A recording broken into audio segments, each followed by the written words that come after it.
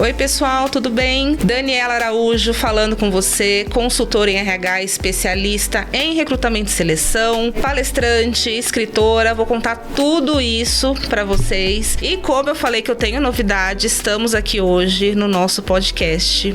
Primeiro episódio de muitos que vão acontecer do Pode Compartilhar RH. Olha só essa novidade, gente. Em cada episódio eu vou trazer aqui um profissional incrível para conversar com vocês. É isso mesmo. Eu sinto essa necessidade de ter pessoas mostrando para você a importância do RH dentro das organizações. E hoje eu trouxe uma pessoa fantástica que eu preciso ler aqui a biografia dessa pessoa. Olha só que biografia incrível. Graduada em psicologia com MBA em gestão de recursos humanos, especialização em carreira e sucessão. Diretora de recursos humanos e sócia na Brasil Paralelo, empresa de entretenimento e educação. Empreendedora na Ceres Consultoria, empresa focada no aprimoramento. Ela tem mais de 15 anos de experiência em recursos humanos, trabalhando em empresas nacionais e multinacionais. Tem mais, é bem extenso, mas eu vou deixar ela contar pra gente.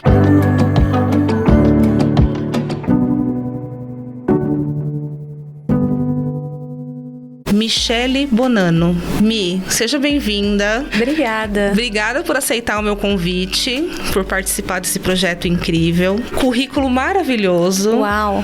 E a Michele tem novidades pra contar pra gente também. Mi, eu quero começar, né? Já te agradeci. Eu sou sua fã, na realidade. A gente já se falou, né? Pelas redes sociais, essa conexão aí que a gente tem. É muita novidade acontecendo na sua vida, né? Do final de 2023, agora 2024. Mas vamos começar falando um pouquinho da sua vivência no RH. Como que começou a sua vida aí dentro do RH? Como que você conheceu o RH? Bom, primeiro, queria agradecer imensamente o convite. Eu te admiro bastante também, desde que a gente, né, se conectou através desse projeto do Gigantes, Sim. que realmente foi lançado no dia 7 de dezembro. A gente vai falar e a minha, né, biografia atualizou, assim, né, uma velocidade desde então, né, a gente tá aqui gravando agora em abril, no comecinho de abril. Então, muita coisa aconteceu, mas eu tô muito feliz e lisonjeada pelo convite e espero que esse primeiro seja um grande passo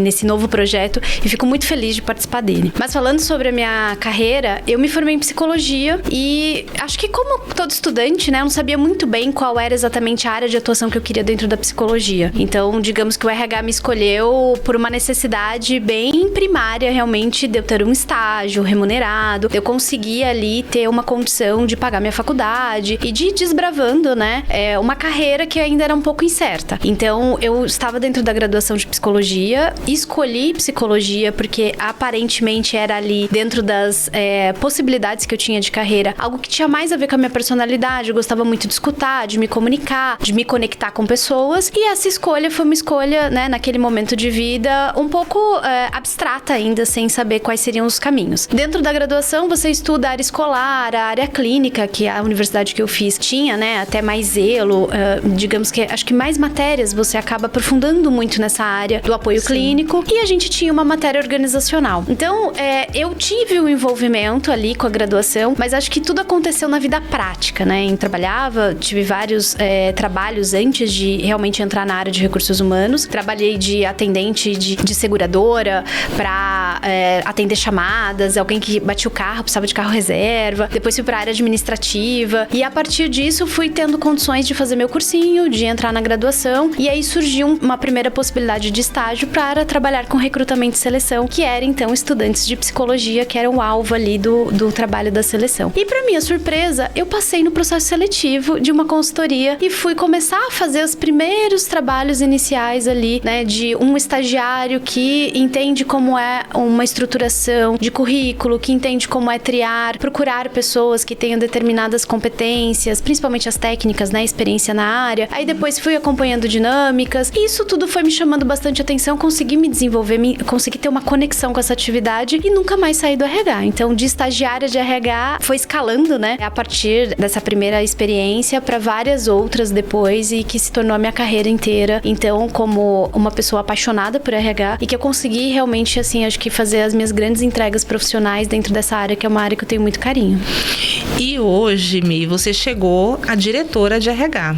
A gente costuma falar que é um cargo desejado por muitas pessoas, né? A gente vai ali galgando a carreira, começa como aprendiz, estagiário, auxiliar, e é um cargo almejado por muitas pessoas, mas o que as pessoas não veem é que junto com o cargo vem grandes responsabilidades. Sim, sem Como dúvida. que você vê isso? Você olhando, você fala, puxa vida, aquela menina que começou lá atrás como estagiária, né, triando currículos e hoje à frente de uma empresa, né, de uma das maiores empresas que é a Brasil Paralelo. Como que você vê isso? Olha, a gente, acho que assim, sem uma entrega ao trabalho, né, trabalho duro, não tem um resultado realmente, né, que te satisfaça. Isso com tudo, nos estudos, a gente tem alguns talentos que são realmente habilidades importantes que nos posicionam, que nos trazem facilidades para que a gente possa achar exatamente ali qual é a nossa vocação e a partir dessa entrega, mas eu não acredito que sem dedicação, sem comprometimento, sem resiliência, a gente consegue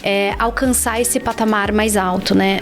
Principalmente porque todo crescimento, ele demanda humildade, todo crescimento, ele demanda uma abertura, uma disposição, ele demanda dedicação de tempo, de escuta, de paciência, de persistir, de fazer várias vezes até você aprimorar, né? Então, esse caminho é natural de desenvolvimento. Então, acho que a diferença está, né? Nós que gostamos de trabalhar em RH e a gente consegue olhar para esse caminho e ter uma paixão por esses pequenos sacrifícios que a gente vai enfrentando, e aí são sementes plantadas que vão germinando e crescendo e a gente vai vendo os resultados. A diferença está em não transformar isso no martírio e no sofrimento, porque se não fosse a minha área de atuação, com certeza me geraria muito mais frustrações, muito mais sentimentos, né, negativos, ou talvez ali não conseguiria lidar com os reais desafios que eu tinha. Mas eu sempre, dentro dessa área, identifiquei que as habilidades profissionais que eu fui desenvolvendo, as minhas competências e aonde eu gostaria de chegar, que era realmente poder colaborar com as empresas, acho que isso unido traz esse resultado positivo, né? Então tem entrega, tem sacrifício, tem dedicação, ao mesmo tempo que as suas habilidades, elas são valorizadas porque elas são tão naturais, Deus é tão generoso com a gente, né? Nos dá algumas Sim. habilidades das quais a gente precisa colocar a serviço, né? De algo melhor para o nosso desenvolvimento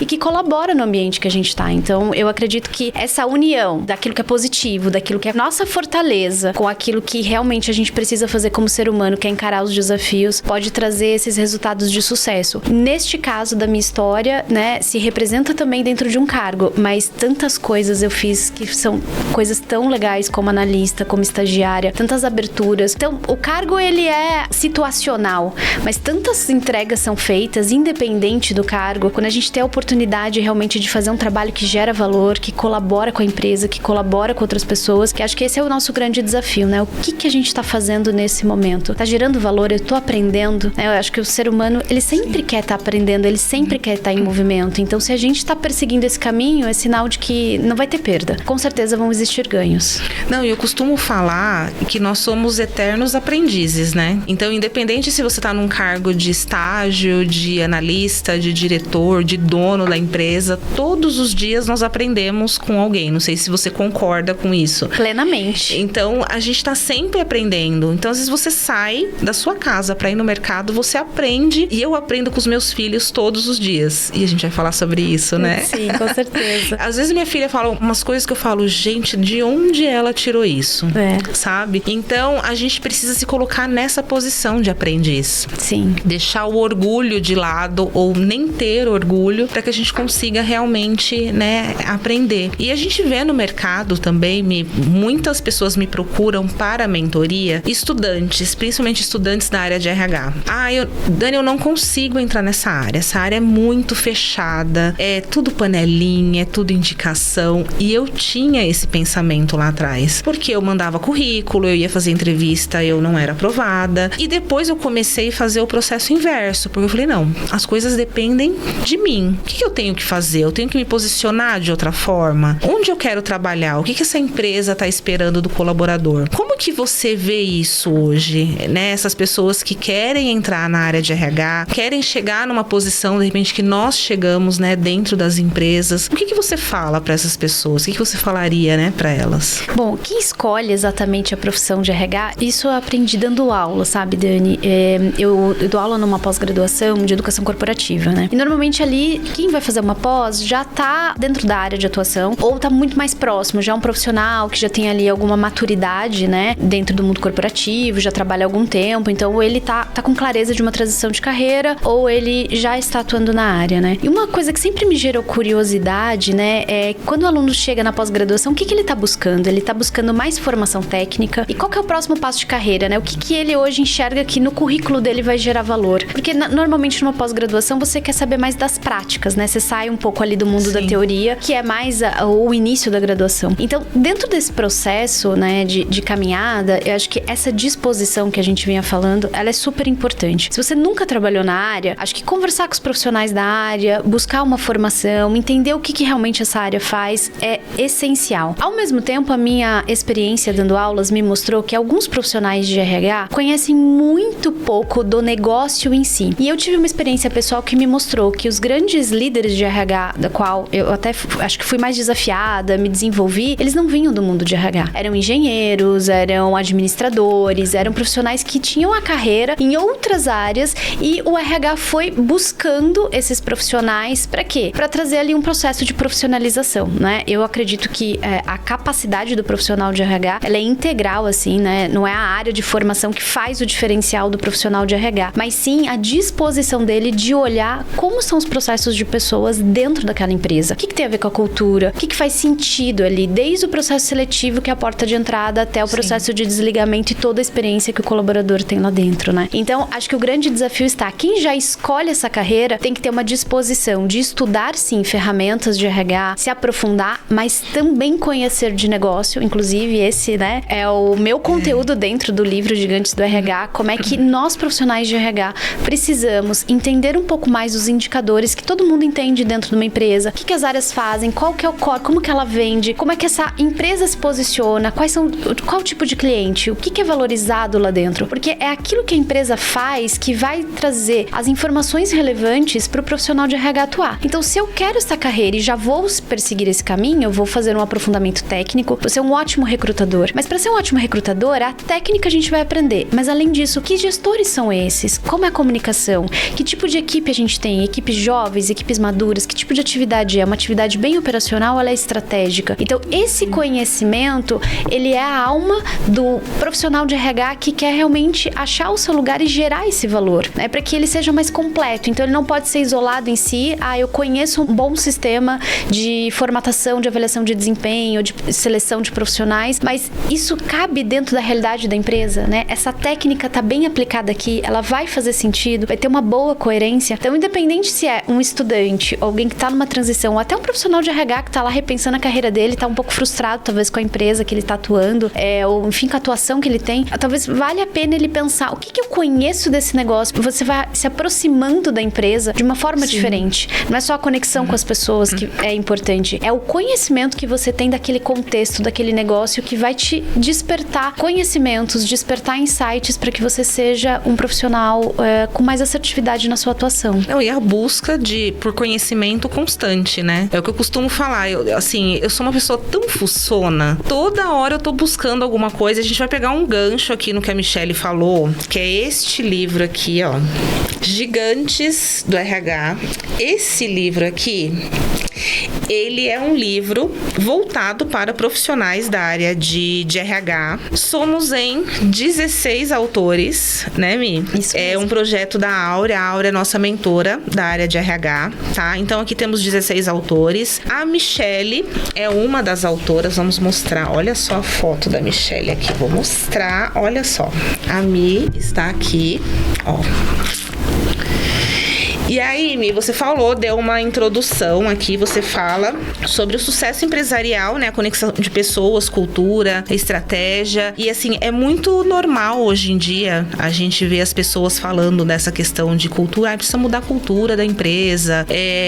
Como que é a cultura da sua empresa? As pessoas falam, mas não sabem realmente o que significa isso. O que é realmente a cultura de uma empresa? Ou candidato, né? Eu tenho fit cultural. Fit cultural. E esses dias eu eu ouvi a pessoa falando, não, mas ele não tem o fit cultural da empresa. Aí depois perguntaram, mas o que é o fit cultural? A pessoa não soube responder. Então, às vezes, tem gente que tá no modismo também, né? Sim, sim. A cultura é a alma da empresa, né? Ela existe independente de qualquer regra ou, enfim, missão, visão, valores que estão declarados. Para que elas sejam realidade, a gente precisa olhar o que acontece, como as pessoas se comportam. Cultura é aquilo que todo mundo faz quando ninguém tá olhando. Aquilo que realmente é a alma da empresa, que todo mundo faz junto. Então, pode ser uma empresa que tem ali um discurso de ter uma cultura muito descontraída, mas tem processos que são bem rígidos em relação a controles. Então, o que é a cultura é aquilo que acontece de verdade dentro da empresa. E a gente busca tangibilizar isso por meio de valores organizacionais, né? Que todas as empresas têm. Inclusive, é recomendado que se tenha para que a gente possa dar clareza às pessoas quais são os valores ali que naquela empresa vão ser importantes para que elas compartilhem daqueles valores e, se compartilharem, possam crescer profissionalmente lá dentro, né? Então, quando a gente tem uma cultura, é tudo aquilo que a gente enxerga no ambiente. Então, eu tenho uma liderança muito madura, preparada, faço formação de líderes, os nossos líderes são ótimos. Mas o que acontece lá no corredor, né? O que as pessoas realmente declaram sobre esses líderes? Então, a cultura é isso que acontece independente, né, de discursos e independente de crenças de quem lidera a empresa. É o que realmente acontece na realidade. E por isso que é tão importante. Porque muitas vezes, quando a gente vai para uma empresa, né, e eu falo isso um pouquinho também no capítulo, principalmente hoje, né, a gente tem cada vez mais o acesso de profissionais que na pessoa física tem um trabalho voltado para carreira, para mentoria, para autoconhecimento. As pessoas estão mais conectadas a olharem para si, quais são ali os seus talentos, as suas dificuldades, as barreiras, aquilo que elas querem desenvolver, e tem mais clareza de se posicionar e de construir realmente um percurso de escolha pessoal, diferente, né, de antes, em que a empresa dominava um pouco qual era o futuro de cada profissional. Ela poderia guiar mais, você ficava mais à mercê do que seria interesse da empresa. Hoje em dia não, a gente tem muitos trabalhos na pessoa física que demonstram quanto as pessoas estão mais interessadas. Então, fazer um trabalho de cultura hoje significa ter clareza de como as coisas funcionam dentro da empresa, de como os líderes se comunicam, quais são os processos, como a empresa quer ser percebida, né? Qual é a marca dela, pelo que ela quer ser reconhecida, como as coisas funcionam lá dentro, para que a partir disso, posto, né? E a empresa, ela nasce para gerar resultados, oferecer lucro, então, para que ela funcione muito bem, postos esses valores, né? Que vão servir uma estratégia, né? Então, eu sempre digo que a cultura está a serviço da estratégia. Como se faz as coisas é para que a gente alcance o resultado que aquele negócio está buscando. Então, a cultura, ela traz o jeito de ser, de fazer, para se chegar no resultado organizacional. E por isso, quando o RH domina, entende o que está acontecendo na ponta, entende como as relações se dão, entende o que o negócio faz e consegue fazer essas conexões para rituais de pessoas, ganha uma força enorme, porque a gente torna todo mundo muito mais conectado ao que são, então, as pessoas dentro da empresa. A gente sempre fala, os profissionais são os principais ativos, né? Mas como é que a gente cuida das pessoas, né? E não é um cuidado paternal, é algo que tem sentido naquele ambiente, para aquela empresa, para aqueles resultados. Então, a cultura, ela é criada, e quando tem mudança de cultura, é porque algum reposicionamento precisa ser feito. Isso acontece bastante. Uma empresa que não tem foco em serviço, ela não tem ali uma visão de cliente apurada, mas para ela crescer ou para ela alcançar determinados resultados que ela se propõe a fazer, ela vai passar a ter, então, uma visão maior de cliente, mais dedicada, vai fazer pesquisa de satisfação do cliente, vai trazer os clientes, talvez, para colaborarem um pouco mais com a formatação do produto. Então, a partir disso, muda um dos valores principais, tem que ser dedicados ao cliente, vai mudar processos, vão mudar áreas, a partir dessa reorganização, e aí essa mudança organizacional, para alcançar o resultado, precisa de uma cultura que sirva, né, de alicerce, que traga as mensagens principais. Cliente é importante, então não importa seu trabalho, de repente, na área de tecnologia, na área financeira, ou numa área mais distante da realidade do cliente, porque eu vou ter que saber que nessa empresa o cliente é importante, e por isso eu vou direcionar o meu trabalho e também considerar essa variável. Então, acho que esse é o grande desafio que a gente tem, é entender o que a empresa quer, qual que é essa estratégia organizacional, e aí, a partir disso, a cultura, que é a matéria-prima de qualquer área de RH, ela passa a gerar sentido. Então, como a gente recruta, como a gente avalia, como a gente faz feedback, como a gente comunica, e tudo aquilo que se faz dentro da empresa para engajar. E até o próprio processo de desligamento, ele vai precisar refletir essa cultura para a empresa ter solidez. Sim. Uau! Não sei se eu tô falando demais.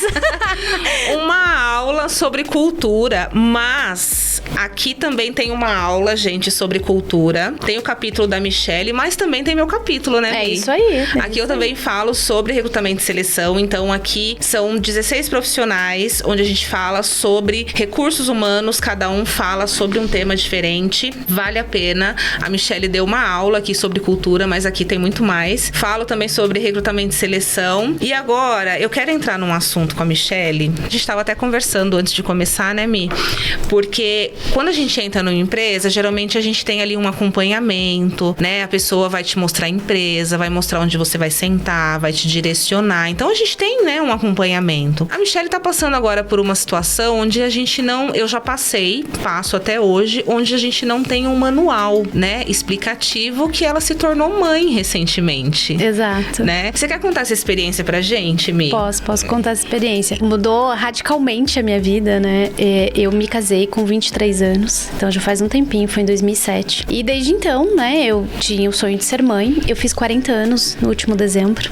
E os filhos não tinham chegado ainda, né? Eu tive vários problemas de infertilidade, enfim, acabei perdendo o útero em 2020. E foi um processo dolorido, claro, né? Por não ter realizado esse sonho anteriormente. Mas eu nunca tive, acho que uma dúvida de que se fosse pra acontecer, estava nas mãos de Deus e isso iria se fazer uma realidade na minha vida, né? Então, todo esse processo, né?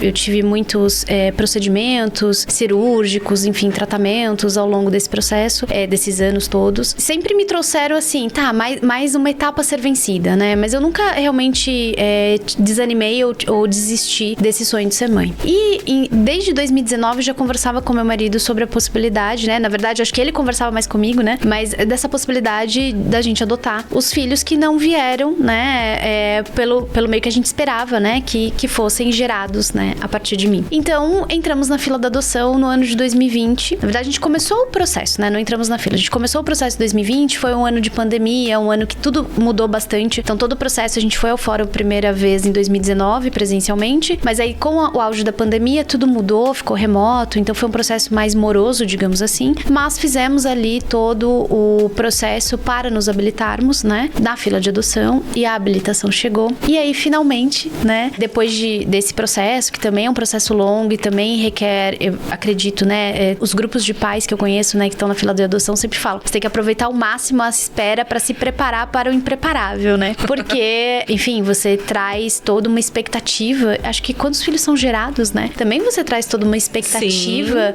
de como será. E os filhos por adoção, quando chegam, né? Chegam realmente com todas as incertezas que qualquer mãe, qualquer pai tem. Então, desde que a gente se dispôs a nos tornarmos pais e fomos passando por esse processo, a gente vem buscando o interesse em... Olha, por que não, né? Todo mundo estuda para ser o melhor profissional de RH, para ser o melhor engenheiro, para ser... Por que não entender também como que a gente pode ser pais e mães melhores? Então, a gente se dedicou um pouco também a isso, com bastante serenidade, para não gerar aquela ansiedade. Mas, enfim, né? Depois desse longo processo de espera, primeiro, né? Da tomada de decisão, que ela foi feita só ali a partir do ano de 2019, até esse momento, efetivamente, né? No finalzinho de 2023, que os filhos chegaram. Foi um processo de, acho que, de grande... Eu vejo Deus, assim, guiando, né? Acho que eu precisava desse tempo e eu precisava de histórias inspiradoras, porque quando o telefone tocou, né? E quando o telefone toca, você tá ali no dia a dia. Eu tava numa reunião, inclusive, na Brasil Paralelo, numa reunião de trabalho. E aí, o telefone tocou, eu atendi e era a tão esperada ligação do fórum, dizendo que o meu cadastro tinha sido ali localizado para que eu conhecesse um grupo de irmãos. E o meu perfil era para adotar 2 filhos, mas que teria ali a possibilidade de estudar uma terceira criança, né? Então, dentro desse processo, eles me ligaram e falaram: a gente tem um grupo de 4 irmãos, do qual um vai ser separado, e a gente gostaria de saber se você gostaria de conhecer a história de 3 deles. E aí, eu peguei as informações, as datas de nascimento, os nomes, fiquei de conversar com meu marido e dar um retorno já ali, né, a partir daquela ligação. E eu mandei pro meu marido e falei: em casa a gente conversa, e quando eu fui conversar com ele, eu falei assim: bom, a gente tinha uma questão que o fórum pediu pra gente discutir, se a gente avalia a terceira criança, e eu acho que a gente tem uma questão a mais, porque eu não consigo parar de pensar na quarta, né? Que não foi nenhuma questão de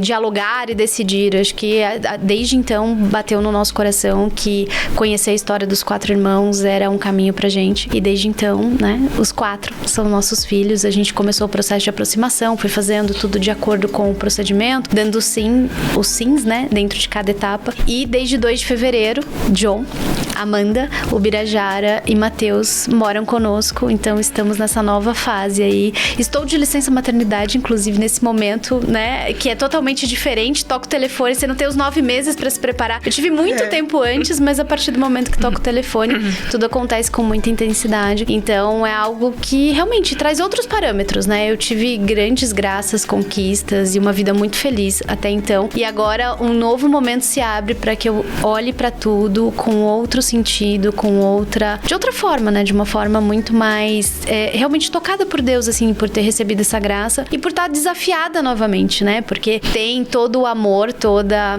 a alegria da maternidade e todo aquele sentimento de, meu Deus, como é que eu dou conta, como é que eu cuido, como é que eu me responsabilizo e faço o meu melhor para que eu possa ser a melhor mãe para os meus 4 filhos, né? Para que eu seja a melhor esposa neste contexto com os 4 filhos para o meu marido. Então, continua sendo um grande desafio. Então, a gente vai vencendo etapas da vida, Deus vai sendo muito generoso, mas a certeza que a gente tem que ter é que Ele tá nos preparando para algo grandioso, com mais alegria, com mais graça, mas sempre com mais condição da gente se colocar diante de algo que a gente acha que não tá preparado para fazer, né? Mas que vem, né, toca nosso coração, nos coloca num patamar de entrega. A partir de agora, tem que caminhar, tem que fazer o meu melhor. Então eu tô nesse processo de muita alegria, mas de várias incertezas, que não tem manual, né, Dani? Você tava falando. Não tem manual. E aí são 4 filhos juntos, né, com idades totalmente diferentes, necessidades diferentes. 9, 7, 5 e 3 anos, né? Então, então a diferença, né, de atenção ou de... Até de brincadeiras, né? Cada exatamente. O momento ali de como os de 9 se entretêm é totalmente diferente do de 3. Mas estamos aprendendo juntos, né? Acho que é isso. A gente aprende muito com as crianças. Elas são muito generosas também com a gente. Acho que trazem, né, aquele olhar de carinho, de compaixão, de conexão, que isso, até para um adulto, né, é sempre surpreendente olhar a pureza de uma criança, a condição que ela tem, assim, acho que de renovar. E uma coisa que eu sempre vivi, né, eu sempre vi bebês nascendo, de amigas, de pessoas da família, uma vida nova, né, um bebezinho sempre traz uma renovação, um vigor, assim, uma esperança renovada, né, e não é diferente com os meus filhos. Eles chegaram maiores, mas eu sinto que não só com a gente, mas com a família inteira, traz essa sensação de a vida, né, a vida é alegria, a vida é pulsante, a vida vale a pena, todos os desafios valem a pena. Então, o quanto eu vejo esse momento de celebração da vida como algo super positivo. Mas tem o friozinho na barriga, que é o que eu tava te contando. Sempre. Isso não vai passar. Mas eu acho que, pelo menos acontece comigo, né? Hoje, os meus motivos são os meus filhos, é a minha família. Então, você passa a ter os motivos mais latentes. Então, eu lá em meio à pandemia, quando eu resolvi, puxa vida, não, realmente corporativo hoje pra mim não dá, eu tive que fazer uma escolha, e foi o que eu até comentei com você. Foi uma questão de zona de expulsão mesmo, sabe? Sabe quando você leva um empurrão assim, você fala, opa, peraí, mas eu não quero sair daí. Não, mas você vai sair. Então, foi por conta deles também. Então, hoje eu olho e é muito engraçado, porque quando eu levo a Lorena na escola de manhã, ela fala, mãe, hoje você vai sair pra reunião, treinamento, ou você vai ficar em casa? Por quê? Pra ela é uma segurança eu estar em casa, que ela sabe que no horário eu saio pra pegá-la, 11h30, meio-dia eu tenho que chegar na escola. Então, ela já tem essa segurança que eu estou em casa, estou trabalhando em casa. E tem aquele negócio de estar no escritório comigo, de estar abraçando, estar beijando. É um carinho que eu não tive do meu filho mais velho, que hoje tem 15 anos. Ele foi pro berçário com 4 meses. Ele ficou doente, com 7 meses ficou internado. Então, eu me vejo muito, né? Quando as mães me falam isso, eu falo, gente, eu passei por isso, sabe? De muitas vezes chorar à noite, falar, Senhor, o que eu faço? Será que eu volto, não volto? E eu falei, não, eu tô fazendo isso por eles. Mas uma coisa eu te falo, Mi, tudo tem o tempo certo. Sem dúvida. Tudo, absolutamente tudo. Nenhuma folha cai da árvore sem que Deus permita. E cada vez eu tenho mais certeza disso, né? Porque foram anos de espera, mas sempre na esperança, né? E convicta de que o plano de Deus seria cumprido. Então, eu nunca tive essa dúvida, né? E realmente acho que é no momento dele, né? A gente só precisa estar preparado. Então, não adianta a gente esperar sem fazer a nossa parte, né? Sim. Então, eu tive a oportunidade, claro, né? Quando você fala numa adoção de 4 crianças, eu tive a oportunidade, poxa, de trabalhar na minha carreira, viajar com meu marido, fazer tantas coisas especiais que foram feitas e agora tudo ganhou um novo significado, né? Sim, você viu que foram fases. Você teve uma fase de aproveitar o seu casamento, agora você tá em uma outra fase de aproveitar o seu casamento, mas com os filhos. Então você vai ver que as viagens agora vão ser diferentes. Deixa eu te contar uma coisa que eu acho que é importante também, né? Quando o telefone toca e a gente fala até da história, porque eu acho que sensibiliza de alguma forma, eu também precisei me inspirar. Eu acho que Deus, quando Ele tem os seus planos, eu também precisei me inspirar em algumas histórias, em ver mães adotivas e algumas que adotaram 4, 5 crianças, né? A própria Brasil Paralelo fez um especial de Natal e trouxe histórias de adoção. Então elas são muito sensibilizadoras e até o telefone tocou depois que a gente tinha feito a gravação do especial de Natal, que eu tinha conhecido as mães, né? Fiz questão de estar lá acompanhando a gravação, assistindo. Primeiro porque é muito bonito todo, né? São 3 episódios sempre. Então acompanhei e aquilo acho que me trouxe mais uma sinalização de que eu precisava de histórias inspiradoras para fortalecer o meu coração e dar alguns passos, né? Muitas vezes a gente precisa da nossa segurança, a gente se vê por meio das histórias das pessoas. Porque que ver história, né? Conhecer histórias é tão fascinante. E trabalhar com gente é isso, né? Quando você tá lá com o seu gestor difícil, ou você tá lá com pessoas que estão com dificuldade de resolver problemas, ou de fazer uma gestão de conflitos, ou de lidar, né, com o dia a dia. E aí, quando eu digo inspiração, não são celebridades, não, é a vida real. Pessoas que fazem escolhas e que a gente consegue observar. A gente vê isso pela história dos nossos pais, normalmente, né? Todo mundo tem uma família que teve algum perrengue, teve que resolver algo. E muitos dos nossos valores são valores que vêm dos nossos pais. Eu sempre me questionei muito, né? O fato de não ter sido mãe tão naturalmente, tão rápido. Por que eu quero ser mãe? Isso realmente é um objetivo que eu tenho? É um sonho que eu tenho? E qual é o motivo? E eu nunca consegui fugir muito de uma resposta essencial, que é aquilo que eu aprendi com os meus pais é a coisa mais importante que eu acho que eu posso levar pro resto da minha vida. Que independe de bens materiais, que independe das relações que eu tenho. É aquilo que tá dentro de mim. Integridade, fé, esperança, ser batalhadora, conseguir ter bons valores. Foi tão importante, até hoje, né? É a minha base, que eu sempre pensei, poxa vida, por que não ter isso na continuidade da minha família? Então essa sempre foi a resposta que eu tive como um caminho a ser perseguido. Foi, bom, se não for dessa forma, enquanto não for com os meus filhos, vai ser com o meu time, vai ser de alguma outra forma que eu vou tentar contagiar, né? Buscando o meu melhor e continuando a ser contagiada, né? Porque a gente também não para de se inspirar. Então acho que isso acaba sendo essencial dentro desse processo, né? E aí compartilhando a nossa vivência em RH e também agora esse momento pessoal que tá sendo muito especial, mas que traz o porquê e por quem, né? Por que eu quis ser mãe? Por que eu quis ser profissional de RH? E por quem eu faço isso? Então isso tudo sempre precisa ser bem retomado pra gente achar o nosso eixo, pra gente achar a nossa força. Porque fraqueza a gente vai ter, ameaça a gente vai ter. Isso faz parte da vida, né? Sim. O caminho não é linear, é uma montanha russa, na verdade. Mas quando a gente acha exatamente essa essência, por que fazemos o que fazemos e por quem fazemos o que fazemos, né? E aí a gente consegue trazer isso pra vida pessoal também, as coisas se encaixam melhor e aí Deus abre os caminhos, Ele te mostra, né? Ele vai te guiando, que às vezes a gente não é habilidoso o suficiente pra entender por que a gente passa por algumas dificuldades. Mas sempre vai ter essa oportunidade da gente tirar o melhor proveito de todas as situações. E você vê como que é, né, Mi? Houve uma preparação, por exemplo, a partir do momento que você recebeu a ligação, você tinha ali a opção de 3 crianças e de repente a opção de uma 4ª para não separar os irmãos, né? Houve uma preparação antes, de repente, de você tomar essa decisão? Claro, conversou com seu marido, tudo, mas tem o processo de conhecer, de entender a história? Sim. Como que funciona? Acho que a questão dos 4 serem nossos filhos era algo que a gente não tinha dúvida, né? Foi muito natural desde o começo, então não houve uma decisão a ser tomada. Acho que o que tinha era a gente entender as etapas do processo, porque tudo é uma novidade também, né? Então, a gente chama dentro do processo de adoção de aproximação. Então, dentro, o fórum aqui conduz, né? Existe uma equipe técnica, então uma assistente social, uma psicóloga que conduz o processo. Então, ali eles têm todos os dados desde das entrevistas que foram feitas, né? Para você ser habilitado, você passa por todo um processo, né? De entrevista, de entrega de documentos, enfim, um processo burocrático, e acho que importante algumas formações também, porque trazem informações importantes a respeito do perfil das crianças serem adotadas. Existem muitas crianças, né, que a gente chama de adoção tardia. Então, são crianças mais velhas disponíveis para adoção. Você precisa ali traçar um perfil, né? Você quer crianças recém-nascidas, você dá conta de crianças que tenham algum tipo de deficiência, de doença. Então, você faz ali todo um perfil, né, de escolha do perfil de adoção, e você deixa isso registrado. Então, quando um fórum, né, uma determinada vara tem crianças disponíveis, eles estão a todo momento ali na busca de pais para as crianças, né?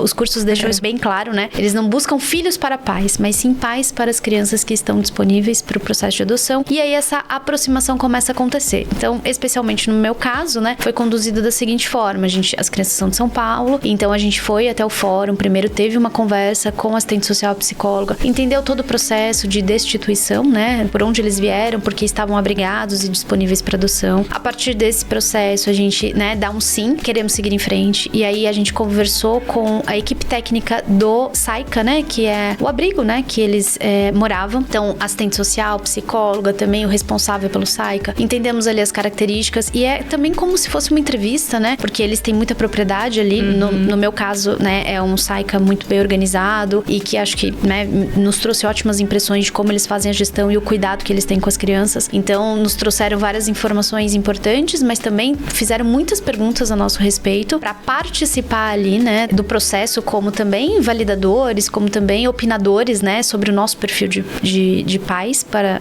as crianças. E aí, a partir disso, a gente foi pessoalmente. Então, a gente foi como voluntários. Aí, onde o coração, né, aí já conhecemos eles, e aí desde então começamos a visitar semanalmente. Então aí a gente faz um plano, porque vê a disponibilidade, nós íamos 2 vezes por semana, 2 manhãs, e aos finais de semana a gente passou aí também todo final de semana, até que vai aumentando o tempo, né? Primeiro é um período, primeiro também é próximo, a gente tá sempre com alguém do próprio SAICA pra ajudar nessas... É uma condição deles terem uma referência ali, né? Também de alguém do próprio SAICA, porque eles recebem muitas visitas, enfim, então acho que é um processo cuidadoso, aos poucos, né? Vai meio que desmamando, e aí a gente vai tendo autonomia. Depois a gente já pode fazer passeios mais longos, de dia inteiro, podem ficar conosco, sem a necessidade de ter alguém ali participando. E a gente foi fazendo todo esse processo. Então passamos Natal, Ano Novo, totalmente dedicados a esse processo de aproximação com as crianças. Nossa, é fantástico isso, porque assim, pra gente que tá de fora acaba sendo um processo diferente, né, novo, porque foi o que você falou, a gente vê esse processo todo muito burocrático, fala, nossa, é muito burocrático, mas tem esse lado humano também, tem essa questão dessa preocupação, o que é importante. Essencial. É essencial de entender, e você percebe que eles tinham essa preocupação dos irmãos ficarem juntos. Sim, sim. Então isso é fundamental. Sim. Então o que eu vejo, Mi, assim, dessa história, desde que eu vi lá, que, né, no grupo lá que nós temos, que você postou essa informação, na hora que eu vi, eu falei, gente, até me arrepio, eu falei, que fantástico, sabe? Porque assim, pouquíssimas pessoas conseguem fazer isso. Pouquíssimas. Eu, Daniela, não conheço pessoas que tiveram, assim, tamanha generosidade de adotar uma criança. Eu não conheço. Então, você imagina adotar 4 irmãos, você ter aquela sensibilidade, não vamos deixar um de fora, vamos adotar os 4. Então, você percebe que a sua missão, ela já começa aí, né? No sentido da gestão de pessoas, falando. Então, você tem uma missão maior do que o RH. Então, a sua missão, ela começa agora, dentro da sua casa. Sem dúvida. Então, isso é fundamental. Você tem 4 seres humanos para formar. Sim. Agora é o lado, né? Aquele lado de psicóloga mesmo. Então, psicóloga mãe, né?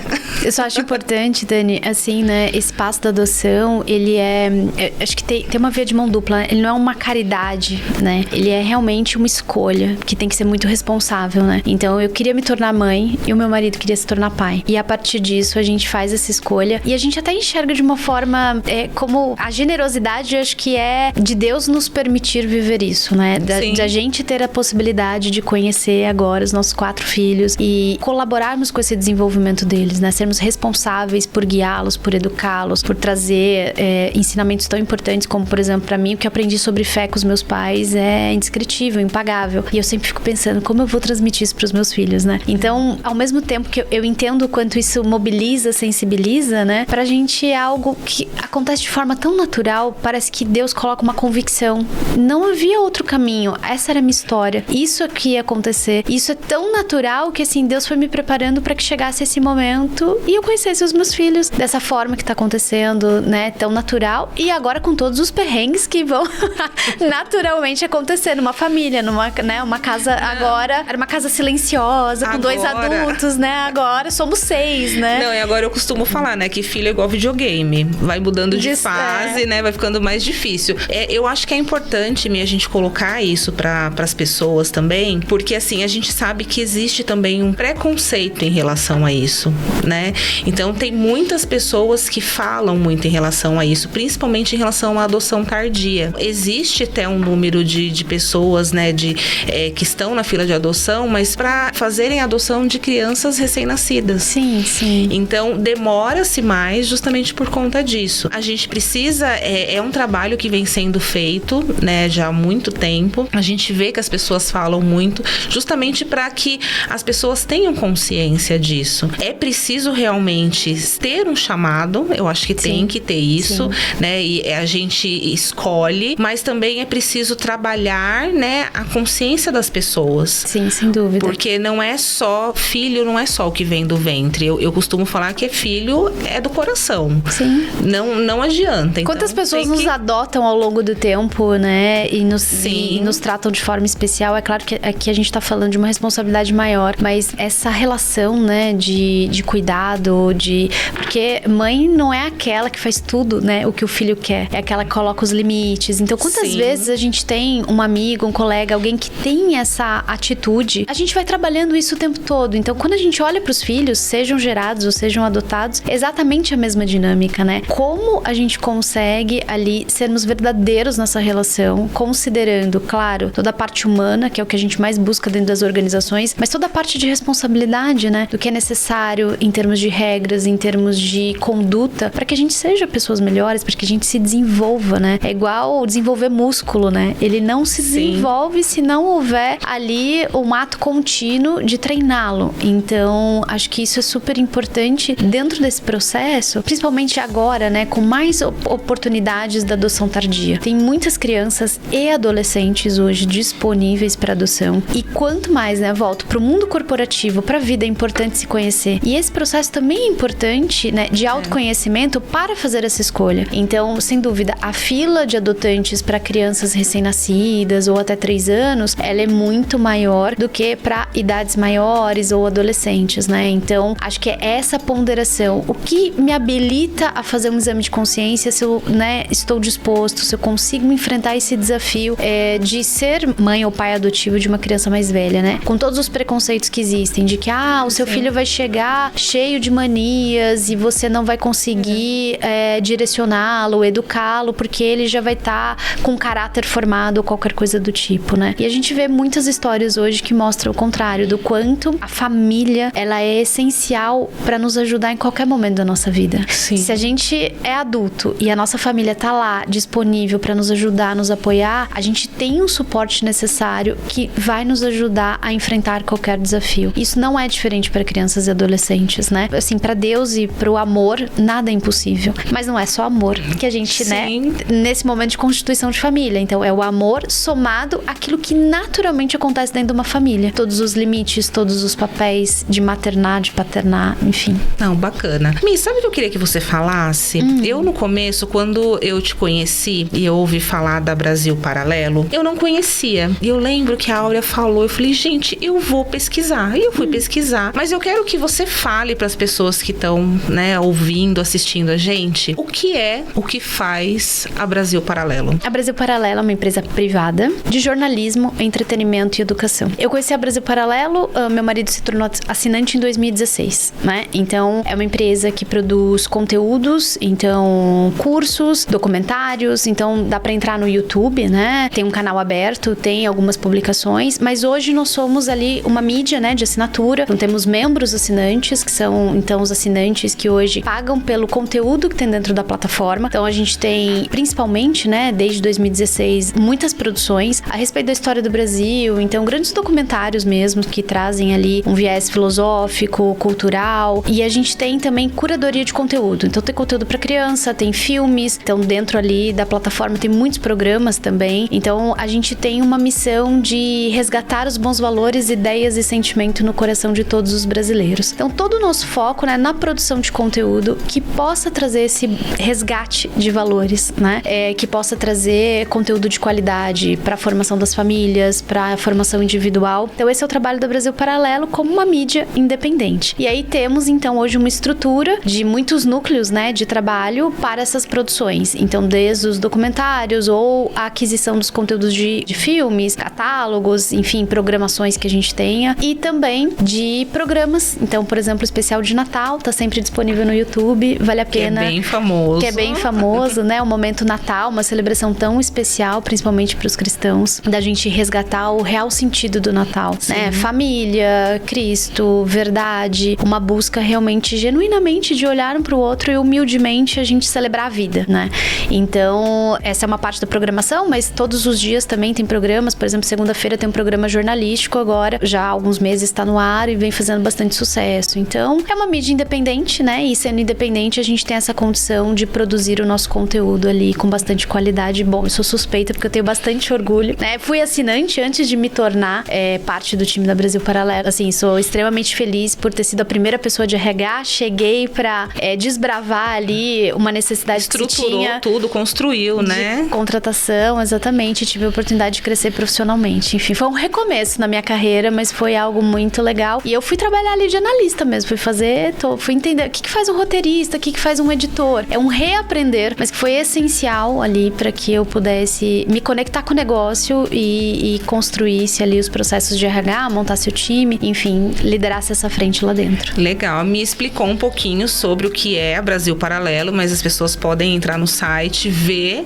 né, os especiais de Natal, ver o conteúdo gratuito que tem lá no YouTube. E se tornar assinante, né? Também. A partir de então, né? Exatamente. Mi, a gente tá indo pro final do nosso encontro. Facilmente eu ficaria durante muito tempo conversando com você, porque você tem conteúdo de muito valor. Eu adoro conversar com você, porque eu sempre aprendo muito, né? Nesse seu toque leve de conversar, dá vontade de ficar assim, olhando, aprendendo. Eu quero que você deixe um recado para as pessoas que estão assistindo a gente hoje, seja um recado profissional ou um recado materno, alguma coisa que realmente venha no seu coração. Certo.